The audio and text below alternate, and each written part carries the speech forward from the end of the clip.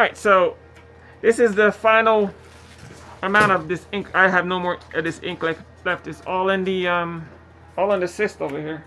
I poured it all in this cyst, so I have no more ink left.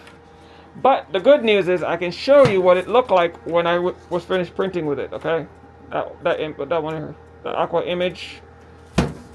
So as you can see, it prints really nice, very good ink. I have zero problems with this ink. And there's the back. All right, so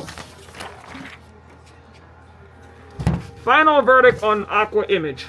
Good ink. So if you need some ink, trust me, you ain't gonna go wrong with this one. It's still not as good as LCL though, but you can't go wrong if you need it in a pinch, or you can't get the LCL wherever you at. All right, so that's my final